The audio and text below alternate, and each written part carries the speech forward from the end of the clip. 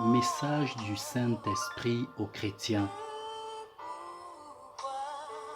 Vous n'avez pas pu résister à une petite épreuve. Veillez et priez afin que vous ne tombiez pas dans la tentation, car l'esprit est bien disposé, mais la chair est faible. C'est l'exhortation que le Seigneur Jésus-Christ va donner à ses disciples. Dans l'évangile de Matthieu, chapitre 26, verset 41. Quelques heures avant son arrestation et sa mort sur la croix. Car le Seigneur savait qu'après son arrestation et sa mort, les apôtres et les disciples allaient être rudement éprouvés par une persécution qui pouvait les amener à le renier et à abandonner la foi. Ce mardi 9 juin 2020, à 6 heures du matin, je reçois du Saint-Esprit une vision. Je vois un ange qui sillonne certains quartiers en se rendant chez des chrétiens, dont il reproche d'avoir succombé à la tentation. Vous n'avez pas pu résister à une petite épreuve. Que ferez-vous lorsqu'une épreuve plus grande arrivera?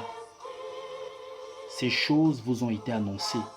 C'est à vous de vous préparer à y faire face, disait-il, en demandant à ces derniers de se ressaisir. Je vois certains qui se cachent alors que leur état est évident pour tous. Et la vision prit fin. Alors que je réfléchis sur cette vision, sur cette révélation, le Saint-Esprit me dit que la pandémie du coronavirus est une petite épreuve que plusieurs chrétiens n'ont pas pu surmonter.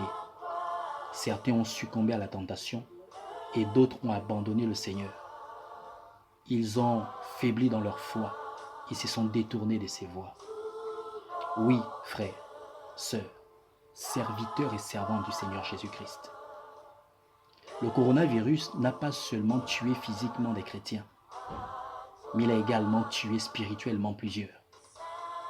Satan et ses anges s'en sont servis, notamment de la pandémie du coronavirus, pour avoir plusieurs chrétiens, pour les affaiblir, pour les faire tomber dans le mal, pour les détourner des voies du Seigneur. En étant loin des églises et des réunions hebdomadaires, ces derniers n'ont pas pu résister à la tentation. Ils n'ont pas pu résister à tout ce que Satan a mis sur leur chemin. Ils ont succombé. Actuellement, plusieurs n'ont plus de communion avec le Seigneur. Plusieurs sont retournés dans le monde en pratiquant les choses du monde. Dans le livre de Luc, chapitre 22, verset 53, le Seigneur Jésus-Christ, reconnaissant que le monde des ténèbres allait profiter de son arrestation et de sa mort à la croix pour persécuter ses disciples et disperser son troupeau, les a mis en garde. Il a ordonné à ces derniers de veiller à ne pas perdre la foi en lui et de continuer à le chercher dans la prière malgré tout ce qu'ils allaient endurer. Malheureusement, l'histoire nous enseigne que plusieurs parmi ces apôtres et disciples ont succombé à la tentation, ont perdu la foi et abandonné le Seigneur Jésus-Christ, bien qu'il les ait avertis dans le livre de Luc, chapitre 22, verset 31, en disant « Satan vous a réclamé pour vous cribler comme le froment ». Frères, sœurs, serviteurs et servantes du Seigneur Jésus-Christ, si nous savons que nous sommes dans cette situation, que nous avons faibli dans notre foi, que nous avons succombé à la tentation et abandonné le Seigneur de gloire, le Saint-Esprit nous demande de nous ressaisir et de revenir au Seigneur. Il nous dit aussi qu'il y a des épreuves plus grandes que le coronavirus qui arrive et c'est à nous de nous préparer à y faire face, notamment en appliquant l'instruction du Seigneur Jésus-Christ. Veillez et priez afin que vous ne tombiez pas dans la tentation, car l'esprit est bien disposé, mais la chair est faible.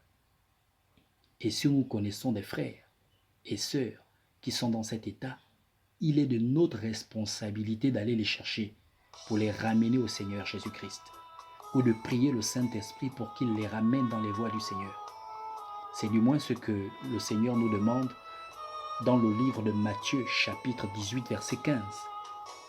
Ainsi donc, s'il vous plaît, frères, s'il vous plaît, sœurs, partagez au maximum ce message afin que les chrétiens soient avertis, afin que ceux qui se sont détournés du Seigneur Jésus-Christ reviennent à lui, afin que ceux qui ont faibli dans leur foi soient fortifiés, que ceux qui ont succombé dans le péché soient relevés et que ceux qui sont sous l'emprise de l'ennemi soient délivrés. Que Dieu vous bénisse.